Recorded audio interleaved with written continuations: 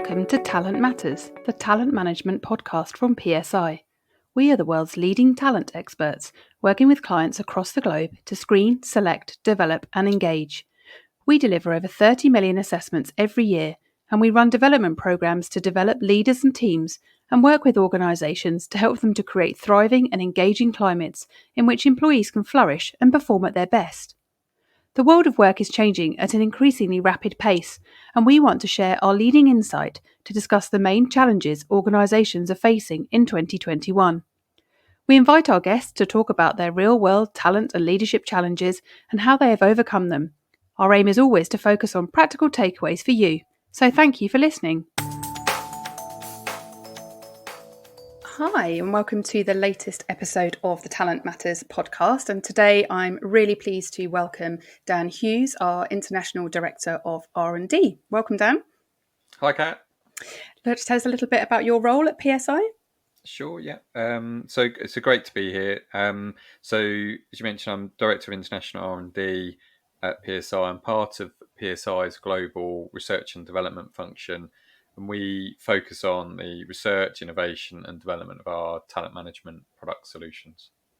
Fantastic. And that's why you're here with us today. And we're really pleased to be able to start discussing and share some key themes from our latest research the PSI have conducted over the last few months. So tell us a little bit about why we chose to take on some research during this time. Sure, yeah. So we know that the world of work is constantly evolving. We know before the pandemic, there was already a lot of change happening through digitalization, through globalization. So that the pace of change was moving very quickly. And then what we also felt was important to look at was how expectations of leaders are also shifting and evolving in light of that. So we were interested in looking at this topic, but then also the events of the last 18 months with the pandemic have potentially accelerated some of these changes, and we know that the pandemic, some of the aspects of that are likely to leave a lasting impact on the world of work as well. So with things already shifting and evolving, we thought it would be interesting to look at expectations of leaders and how that may be changing, but then even more so given the pandemic has potentially accelerated those. So we wanted to explore these expectations and really look at a number of different perspectives about leadership in depth. So we wanted to look at employees' perspective, leaders' perspective, organisations' perspective around this, and really explore those different views. And the goal here of conducting the research really was to help identify some insights that could inform and help our organisations that we work with as they're looking at how they identify leaders, how they support their leaders, and develop outstanding leadership in their organisation. Fantastic. And it's great that we can dive into some of this today. We definitely won't do it all justice because we've got some great findings, which we'll come on to talk about in future podcasts as well. But you mentioned there, obviously, one of the key things for us was to get those different perspectives from current leaders, from employees as well, about perceptions of leaders. And we built that all into our data collection approach. And can you tell us a little bit more about the research methodology? Sure, yeah. So to start with, we begun by looking at what were the key research themes that we wanted to explore as a sort of organising framework. So we picked out 4 core themes. So first of all, leadership and organisational performance. So how does leadership impact on organisational performance? What are the attributes of leaders that have the most positive, negative impact? Then leadership and the employee experience. And we felt this is a really key one to look at. So when we're talking about employee experience, we're talking about things like work engagement, job satisfaction, employee well-being. And we wanted to look at what employees expect from their leaders, how they need to feel to perform at their best, and what leadership attributes can influence that. Then, given what's happened in the pandemic, we're really keen to explore lessons learned from that. So what did good and poor leadership look like in the last 18 months, and what might be some of the lasting implications? And then finally, we wanted to then look ahead and really think about the future of leadership and think about what are going to be the challenges for leadership in future. How might leaders need to evolve to meet those demands. So we had these sort of overarching research themes and questions in mind, and then to provide a really comprehensive view, what we wanted to do is look at it from these different perspectives, as I've mentioned. So we explored it from the viewpoint of employees, from the viewpoint of leaders, and from the viewpoint of organisations. So in practice, what we did is we actually started off by doing a lot of desk research, looking at the current scientific thinking around leadership. So particularly looking at meta-analyses, which are these studies where you bring together the research findings from a whole range of different studies to look at what are the sort of common themes and trends, and then also systematic reviews, bringing together again all of the research. So looked at a lot of these articles, and particularly looking at what was happening over the last 5 years, and what were the key themes from that. Then for the employee view, what we did was conduct a survey with an international sample of employees from a range of different job functions, sectors, organisation sizes, and from a range of different countries. So we had sort of 21 different countries represented, and collected responses from over 1,000 employees.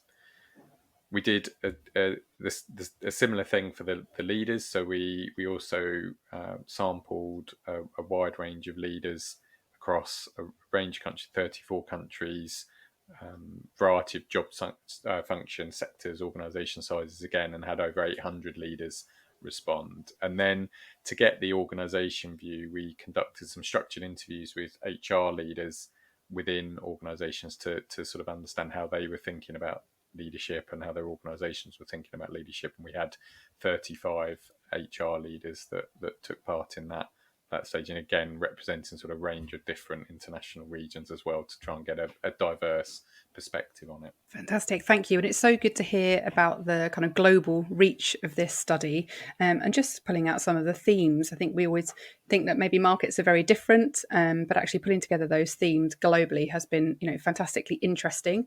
And we're going to look at some of those key headlines today. So I guess kind of no surprise if we think about how the sort of labour market is globally at the moment. But the first sort of theme is really around attracting and retaining employees is going to continue to be the biggest challenge. So can you tell us a little bit more about what sits behind that? Sure, yeah. So this was one of the key findings. It was seen as the number one challenge, leadership challenge for the future, for the next 5 years at least. And it's not a new challenge, but I think some of the events of the last 18 months have maybe brought it into sharper focus. So the pandemic's left some people, I think, reevaluating their careers, their work aspirations, and we've seen some commentators refer to things like the Great Resignation, and obviously there's some debate around how great is that resignation, but certainly from some of the research and some of the data we're seeing, there are a greater number of resignations happening, particularly if you look at the US figures where they track this. It's at the highest level it has been since they've been recording it.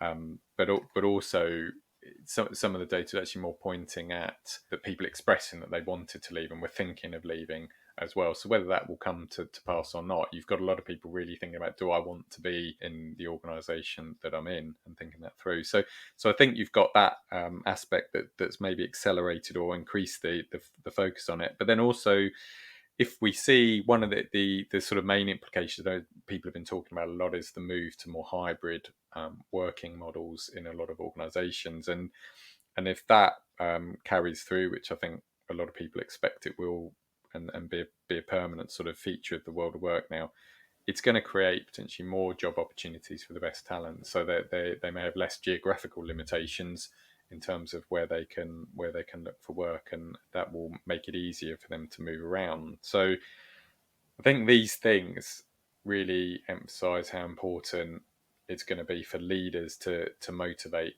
and engage talented individuals and everyone that is working for them. So that's going to be a real key focus, I think, increasingly more than ever. When we're talking about motivating, engaging, it's about giving people purpose and meaning that they can get behind in their work. So creating that purpose, meaning, involvement, and encouraging employees to form a sort of an emotional attachment to their work. So that's going to be be really key. And also, I think another aspect that we could see has been this sort of increased emphasis on a leader's character and values. So who they are as a person and what's important to them, and this growing expectation that we expect leaders to be open, authentic, ethical in their behaviour, and inclusive in their behaviour, and really to be acting in the best interests of the people that they are responsible for, that they're leading, rather than acting in their own self-interest. So I think that those things are going to really come into play because of this challenge around attracting and retaining employees. It's so important, isn't it? And I've heard a lot, only just watching the press, that you can see about all this kind of reevaluating what work means, and so much of that resonates around purpose, around leaders' role in creating that purpose and engaging and motivating people. And it links quite nicely onto the second theme, which was emerging from the research around employee well-being, and that pandemic obviously has accelerated the focus on that, but that will continue to be important as people reevaluate work as part of their life. Can you just give us some highlights around that theme from the research? Yeah, so I think this is another area when particularly when we looked at lessons learned in the pandemic from leadership, it's clear that the pandemic has really accelerated the focus on this. So awareness and attention to employee well-being and mental health in the workplace was growing already, but it obviously the pressures that people were under, the challenges that people are under in the last 18 months, it's really brought it to the fore. And the leaders who really stood out during the pandemic from our research were those that showed a genuine concern for their employees. And it means for leaders, they need to be thinking more than ever about how they're promoting a healthy working culture, and being much more conscious about the impact that they have on employees and on their employees' well-being. And what we think it's going to require, looking at the results from research and the future of leadership, we think that it points the way to more human-centered leadership, and that this is what employees are expecting increasingly from their leaders. So they want leaders who will show empathy and compassion, that will show concern and care for how they are, and also leaders who maintain this focus on keeping people connected as well, and checking in with people. We saw that was a theme during the pandemic. It was the leaders who made that extra effort to connect in with individuals, check how they were doing, and talk on that sort of personal level that really stood out.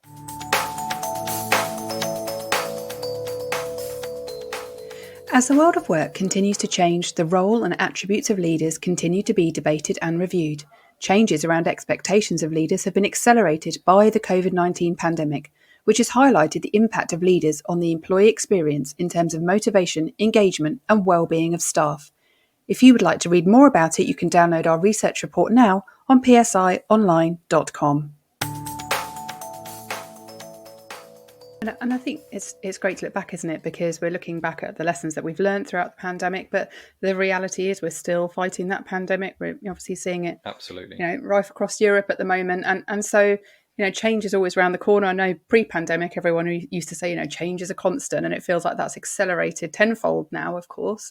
And so the work context will continue to be really disruptive, and leaders need to be very adept at managing that kind of continuous change. And again, that was a key theme that came through.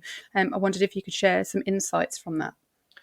yeah. So again, another really big theme from our research, and what this is going to mean is that leaders personally going to need to really focus on being open to ideas, willing to embrace change, and being agile in how they make decisions, and really recognizing that increasingly the nature of the challenges, the complexity of the challenges that they're going to be facing moving forward can't be solved with this idea of sort of the heroic leader who has all the answers and is the expert on everything. They're going to need to draw on that expertise and input from all around them. So that's going to mean that they need to be really focused on how they seek out and bring together diverse perspectives, how they bring these views together, but also how they create a positive culture where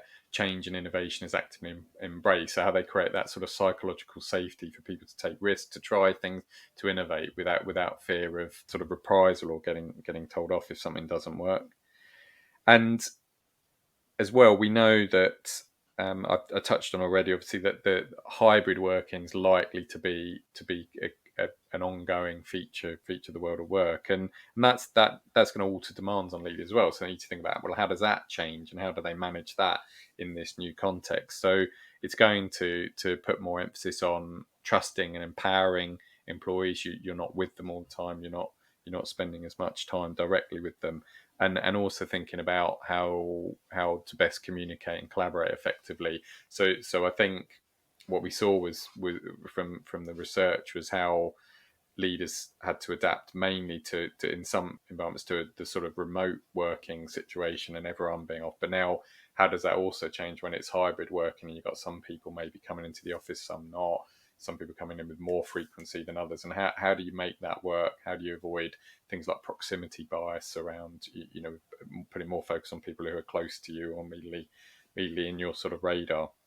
So it's going to throw up some demands for leaders there in terms of, again, how they personally adapt to that, and then how they still encourage that innovation and change with their employees. But then at the end of it, it's going to mean that leaders need to have this real continuous desire to develop and improve their own leadership approach to meet these future demands. So they're going to need to have the sort of humility to be open to feedback, to hearing what's going on, and also recognizing, as I go back to, they can't have all the answers. They're going to need to continually evolve and draw in ideas from people around them, and empower those people to solve the challenges that they face. It's just overwhelming in a way, isn't it, for leaders to think about all these things that are going on? And I know that I mentioned already that you'll come back in January and we'll go into these themes in much more detail. So thank you for giving us the kind of broad highlights today.